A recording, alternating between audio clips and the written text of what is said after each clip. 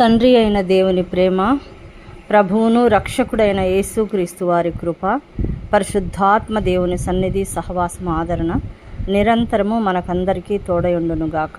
Amen. యేసుక్రీస్తు ప్రభువారి శక్తి కలిగిన నామంలో, కలువరి కిరణాలు పరిశుద్ధ సహవాసంలో ఏకీభవిస్తున్న ప్రతి కుటుంబానికి, కుటుంబంలోని సభ్యులకు, దైవజనులకు, మరి ఎంతోమంది ద్వారా పరిచయమైన ప్రతి బిడ్డలకును వందనములు, శుభములు తెలియజెప్తున్నాను. యేసుక్రీస్తు ప్రభు వారి నామమున. Praise the Lord. దేవునికి స్తోత్రాలు. మీకు అందరికీ వందనాలు. హల్లెలూయా.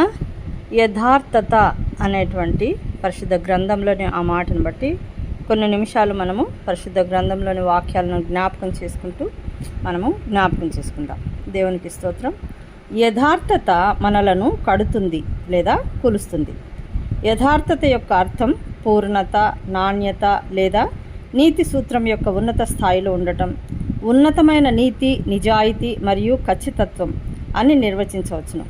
నీవు ఎలా ఉండాలనుకుంటున్నావో అలా ఉండుటకు మరియు ఏమి చెప్పావో అది చేయుటకు నీ బహిరంగ మరియు వ్యక్తిగత జీవితమునకు మధ్య క్రమబద్ధతను కలిగించేది యథార్థత. నీవు బయట ఎలా ఉన్నావో లోపల అలా ఉంటావు. మరియు మాటలు మరియు క్రియలు, దర్శనము మరియు ఎంపిక, విలువలు మరియు వ్యవహారాలు కలిపి ఉంచే స్వభావము యొక్క స్థిరత్వాన్ని యథార్థత చూపెడుతుంది. ఇది నిలకడలో జీవించే జీవితమై ఉన్నది. ఈ కారణం బట్టి యవనస్తుడైనటువంటి తిమోతి పౌలు పరిచర్యను అప్పగించి ఉన్నాడు. తిమోతి యొక్క చేతులకు పౌలు పరిచర్యను అప్పగించి ఉన్నాడు. తిమోతి యవనస్తుడు, బలహీనుడు, అనుభవం లేనివాడు, బిడియస్తుడు మరియు అంతర్ముఖుడై ఉండవచ్చు. కానీ ఇతరులలో కనుగొనలేనిది తిమోతిలో ఉంది. అక్కడ 1000 మంది బలమైన, విద్యావంతులైన, దూకుడైన మరియు సమర్థులైన నాయకులు ఉండవచ్చును. కానీ వారిలో ఏ ఒక్కరి చేతికి కాగడ ఇవ్వబడలేదు. దానికి బదులుగా బక్కపలసిన వాడైన, భయస్థుడైన తిమోతి చేతికి ఇవ్వబడింది. ఎందుకు? అది ఇందుచేతననే నేను ఒప్పింపబడ్డాను. ఎందుకంటే పూర్ణమైన నిజాయితీకి కట్టుబడినటువంటి యథార్థవంతమైన జీవితంను తిమోతి జీవించాడు. ఇది మనకెలా తెలుస్తూ అంటే 2వ తిమోతికి రాసిన పత్రిక 1వ అధ్యాయము 3-5 వచనాల్లో పౌలు తిమోతికి వ్రాస్తూ చెప్పింది. ఏంటది? నా ప్రార్థనల యందు ఎడతెగక నిన్ను జ్ఞాపకం చేసుకొనుచు నీ కన్నీళ్లను తలుచుకొని నాకు సంపూర్ణానందము కలుగుటకై నిన్ను చూడవలనని రేయింబగలు అపేక్షించుచు నీ యందున్న నిష్కపటమైన విశ్వాసమును జ్ఞాపకం చేసుకొని నా పితరాచార ప్రకారము నిర్మలమైన మనస్సాక్షితో నేను సేవించుచున్న దేవుని ఎడల కృతజ్ఞుడనై ఉన్నాను. ఆ విశ్వాసము మొదట నీ అవ్వయ అయిన లోయలోను నీ తల్లి అయిన యూనికేలోను వసించెను. అది నీ యందును వసించుచున్నదని నేను రూఢిగా నమ్ముచున్నాను. హల్లెలూయా. దేవునికి స్తోత్రాలు. తిమోతి యొక్క నిష్కపటమైన విశ్వాసం మరియు పౌలు యొక్క రూఢి అయిన మనస్సాక్షి కొనసాగింపు ప్రత్యేకంగా కనబడుతుంది. పరిచర్యలో పౌలు మరియు తిమోతిలు ఇద్దరు ఎలాంటి రహస్యమైనటువంటి రహస్యాలు కలిగి లేరని తెలియపరిచాయి. నిజాయితీ గల అభిప్రాయాలు కలిగిన నిష్కపటమైన హృదయములలో వారు సేవ చేశారు.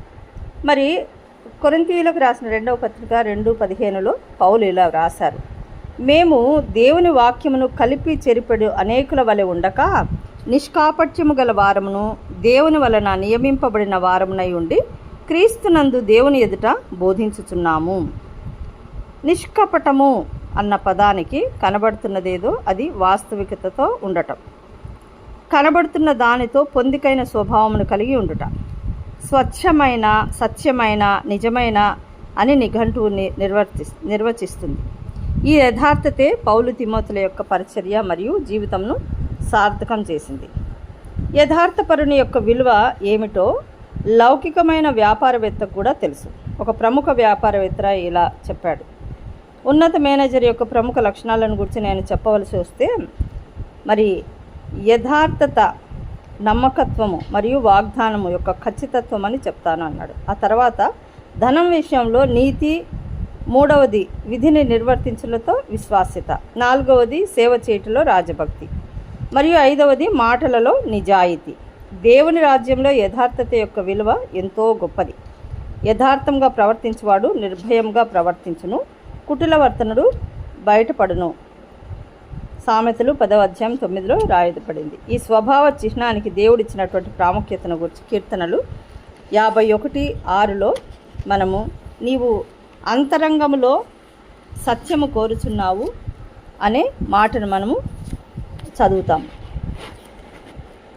అంటే ఎటువంటి ముసుగు ధరించకుండా ఆయన పిల్లలు జీవించాలని దేవుడు కోరుకుంటున్నట్లు ఈ వచనాలు చూపెడుతున్నాయి. ఎప్పుడైతే మనము పూర్తిగా యథార్థంగా జీవిస్తామో అప్పుడు మనము దేవుని యొక్క మార్గంను అనుసరించి ఆయన ఆశీర్వాదాల క్రింద నడుస్తాం. యథార్థవంతుల యథార్థత వారికి త్రోవ చూపించును, ద్రోహుల మూర్ఖ స్వభావం వారిని పాడు చేయనని సామెతలు 11:3లో మనము మన జీవితంలో మరియు పరిచర్యలో ఖచ్చితంగా యథార్థంగా ఉండవలసిన 4 విషయాలు.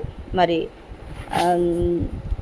తరచుగా మన యథార్థత లోపం అనేది ఆర్థికమైన లేక ధనము నిర్వహణ విషయంలో బయలుపడింది. ద్రోహపూరితమైన నాయకత్వము నేటి దినాన అనేక పరిచర్యలు లేదా మినిస్ట్రీల యొక్క ప్రథమ నాశనకారిగా కనబడుతుంది. కాబట్టి అతి జాగ్రత్త కలిగి దేవుని యందు భయభక్తులు కలిగి మరి ఉండాలని దేవుడు కోరుకుంటున్నాడు. యేసుక్రీస్తు వారు అంటారు కదా, మత్తయి 6:24లో సిరికి మరియు దేవునికి దాసులుగా నీవు ఉండలేవు అని అన్నారు. మరి జాగ్రత్తగా గమనిస్తే నీవు దేవునికి మరియు దయ్యానికి దాసునిగా ఉండలేవు, లేక నీవు దేవునికి మరియు లోకానికి దాసునిగా ఉండలేవు అని చెప్పలేదు. దేవుడు ధనము రెంటిటికి దాసులుగా ఉండుట ఎంత అసంభవమో యేసు ప్రత్యేకంగా ఇక్కడ ఒక్క నుంచి చెప్పారు. నిజానికి యేసుక్రీస్తు వారు పరలోకము నరకము కంటే ఎక్కువగా ధనం గురించి ప్రస్తావించారు. వాస్తవానికి ధనం అసలు సమస్య కాదు, కానీ ధనాశ సమస్య. అందుకే పౌలు తిమోతితో ధనాశ సమస్త కీడులకు మూలము అని 1 తిమోతి 6వ అధ్యాయం 10వ వచనంలో చెప్పారు. గమనించండి, ఇది కొన్ని కీడులకు అని చెప్పబడలేదు, కానీ సమస్త కీడులకు అని చెప్పారు. కాబట్టి మన దినచర్యలోనూ మన పరిచర్యలోనూ ప్రతి విషయంలో కూడా జాగ్రత్త కలిగి యథార్థత కలిగి జీవించాలని దేవాది దేవుడు కోరుకుంటున్నాడు. అట్టి యథార్థత కలిగి మనం జీవించాలని దేవుని నామాన్ని బట్టి కోరుకుంటూ నేను ముగిస్తున్నాను. Praise the lord. హల్లెలూయా. మధ్యాహ్న కాల ప్రార్థనలకు ఆహ్వానం. తండ్రి అయిన దేవుని ప్రేమ, ప్రభువును రక్షకుడైన యేసుక్రీస్తు ప్రభు వారి నామమున ఈ ప్రార్థన ప్రారంభించుకుందాము. మహాపరిశుద్ధుడా, మహాఘనుడా, మహోన్నతుడా, సర్వశక్తిమంతుడా, ప్రేమ, కృప, కనికరము, దయగలిగిన మా గొప్ప దేవ, పరలోకమందున్న మా తండ్రి, మీ పరిశుద్ధ పాదాలకు వందనాలు, స్తుతులు, స్తోత్రాలు చెల్లిస్తున్నాం. గొప్ప దేవుడవు, దయామయుడవు, కరుణామయుడవు, నిరంతరము సహాయం చేయగల శక్తిమంతుడవు, సమర్థుడు నాయన. ఇదిగో ఉదయ కాలం నుంచి ఇంతవరకు మమ్మలను కాచి కాపాడి సంరక్షించిన విధానాన్ని బట్టి స్తోత్రాలు. కలువరి కిరణాలు పరిశుద్ధ సహవాసంలో ఏకీభవిస్తున్న ఈ గ్రూప్లో ఉన్న ప్రతి బిడ్డలను దర్శించండి, ఆశీర్వదించండి నాయన. సత్యవాక్యమును వింటున్నారు, మరి అదేవిధంగా నాయన చదువుతున్నారు. అయ్యా, మోషే గారు రాస్తున్నటువంటి ఆ యొక్క లేఖనాలను చదివిన ప్రతి బిడ్డ మార్పు పొందుతున్నారని మేము నమ్ముతున్నాం. ఎందుకంటే రాసేది మరి పరిశుద్ధాత్మ దేవుని సహాయం ద్వారా, మోషే గారి ద్వారా రాయిస్తున్న పరిశుద్ధాత్మ దేవ, మీరే సహాయం చేసి కార్యాలు జరిగించమని, ప్రతి ఒక్క బిడ్డ పరిశుద్ధతతో యథార్థతతో జీవించడానికి సహాయం చేయమని వేడుకుంటున్నాను.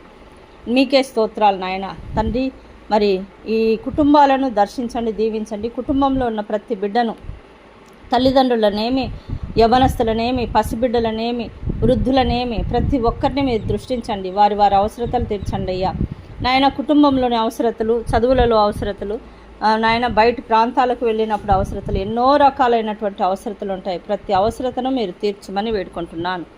పరిశుద్ధుడా, మీకు స్తోత్రాలు నాయన. ఈ కుటుంబాల్లో ఉన్నటువంటి సమస్యలను దూరపరచండి, అపాయాలను, ఆటంకాలను దూరపరచండి నాయన. ఏ అపాయము దరికి చేరకుండా మీరు గొప్ప వాగ్దానాలు ఇచ్చారు, మీకు స్తోత్రాలు.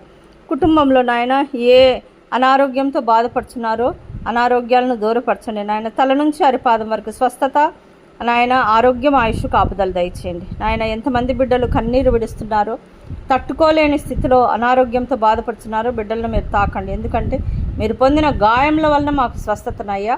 మీరు కార్చిన పరిశుద్ధ రక్తము ద్వారా నాయన పాప క్షమాపణ సహాయం చేయమని వేడుకుంటున్నాను. బలహీనులైనటువంటి బిడ్డలను మీరు బలపరిచే దేవుడవు నాయన. వారు తిరిగి పాపంలో పడిపోకుండా నిలబెట్టమని వేడుకుంటున్నాను. యవనస్తులను దీవించండి, వారి జీవితాలు కట్టండి అయ్యా, సహాయం చేయమని వేడుకుంటున్నాను. వారి జీవితంలో ప్రతిసారి పడిపోకుండా నాయన దేవుడు ఎంత గొప్పవాడని పరిశుద్ధ వాక్యం చదివి వాక్యానుసారమైన జీవితం జీవించడానికి బిడ్డలతో మీరు మాట్లాడండి.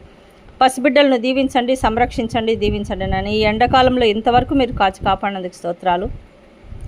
ఇక ముందు కూడా మీరే సంరక్షించమని, మంచి వర్షాలు దయచేయమని వేడుకుంటున్నాను. దేవా తండ్రి, మరి నష్టపూరితమైన వర్షం కాకుండా తండ్రి ప్రజలకు ఆనందాన్ని కలిగించే వర్షాలు కురిపించమని వేడుకుంటున్నాను. దేవా మీకు స్తోత్రాలు. ఆయన పాపంలో పడిపోకుండా ప్రతి బిడ్డను నిలబెట్టండి అయ్యా. పాపము నరకానికి దారి తీస్తుందని తెలుసుకునే అవకాశం దయచేయండి నాయన. దైవజనులను దీవించండి, ఆశీర్వదించండి. వారికి మీరు తోడుగా ఉండండి. వారు చేస్తున్న పరిచర్యల్లో దైవ జ్ఞానము, వివేచన, ప్రార్థనా జీవితం దయచేయండి. వారి కుటుంబాలను దర్శించండి. పాస్టర్లను, పాస్టర్మ గారిని నాయన, వారి కుటుంబాన్ని, వారి అవసరతలు తీర్చండి. వారు చేస్తున్న పరిచర్య అంతట్లో పరిశుద్ధాత్మ దేవ మీ సహాయం ద్వారా మీ చేయి పట్టుకొని నడిపించమని యేసుక్రీస్తు ప్రభు వారి నామమున ఆయన ప్రార్థిస్తున్నాం. అంతేకాకుండా సంఘాలను దీవించండి, సంఘ పరిచర్యలను దీవించండి. సంఘంలో ఉన్నటువంటి చీకటి అంధకార శక్తులను దూరపరచండి అయ్యా. సంఘంలో నాయన ఎవరైతే విరోధంగా సాతాను క్రియలకు లోబడి ఆటంకపరుస్తున్నారో వారిని నాయన మార్చుమని, మీ పరిశుద్ధ రక్తంతో కడుగుమని మొరపెడుతున్నాను. మీకు స్తోత్రాలు. ప్రతి కుటుంబం దీవింపబడినట్లు సహాయం చేయండి అయ్యా. గర్భిణీ స్త్రీలను దర్శించండి, వారికి సుఖప్రసవం దయచేయండి, తల్లి బిడ్డలకు క్షేమం దయచేయండి నాయన. వారు నాయన ప్రతి క్షణము నీ సన్నిధిలో గడిపి నీ ద్వారా మేళ్లు పొందుకునే భాగ్యం దయచేయండి. సంతానం లేని బిడ్డలకు సంతానం దయచేయండి అయ్యా. మీకు స్తోత్రాలు. ఆశీర్వదించండి నాయన, పరిశుద్ధపరచండి. దైవ దీవెనలు కుమ్మరించమని వేడుకుంటున్నాను. దేవా మీకు స్తోత్రాలు. సహాయం చేయమని వేడుకుంటున్నాను. వ్యాపారస్తులను దీవించండి, వారికి అభివృద్ధి దయచేయండి. ఆర్థిక ఇబ్బందుల నుంచి విడుదల దయచేయండి. భయంకరమైన అప్పులతో శోధింపబడుతున్న ప్రతి బిడ్డలకు విడుదల దయచేయండి అయ్యా. అజ్ఞానంతో, అవివేకంతో, బుద్ధిహీనతతో ప్రవర్తించకుండా నాయన జ్ఞానం కలిగి వారి జీవితాలు కట్టుకునే భాగ్యం దయచేయండి. దేవా స్త్రీలను, పురుషులను దీవించండి, పిల్లలను దీవించండి నాయన. యవనస్తులను దీవించండి నాయన. యవనస్తులు ఈ లోక సంబంధమైన వాటిలో పడిపోకుండా కాపాడుమని వేడుకుంటున్నాను తండ్రి. మీకు స్తోత్రాలు. ఈ ప్రార్థనలో ఏకీభవిస్తున్న ప్రతి బిడ్డలను దర్శించండి నాయన.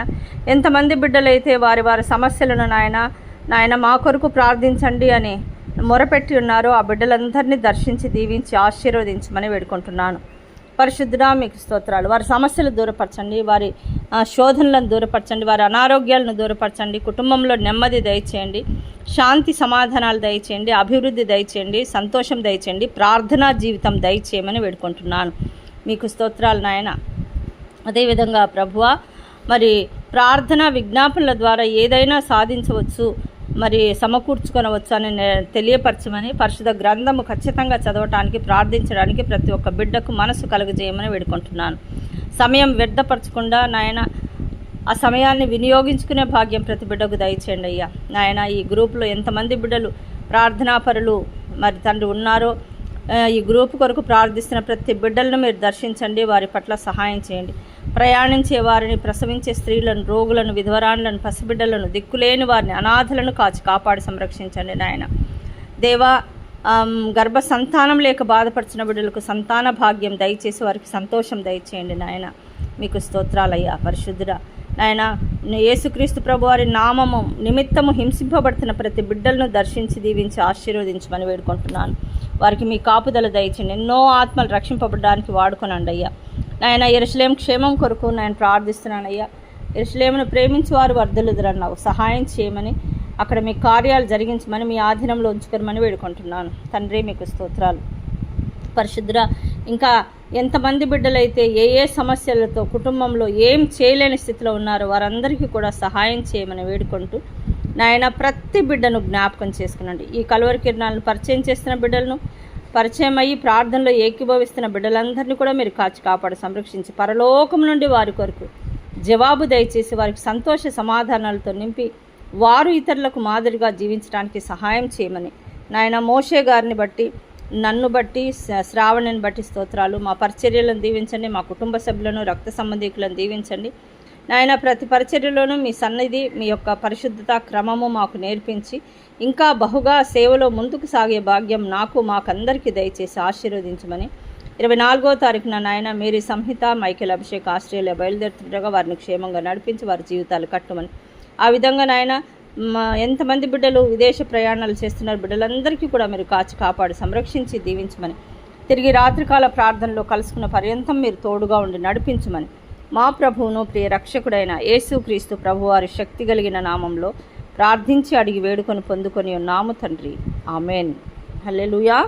దేవునికి స్తోత్రాలు. మీకు అందరికీ వందనాలు.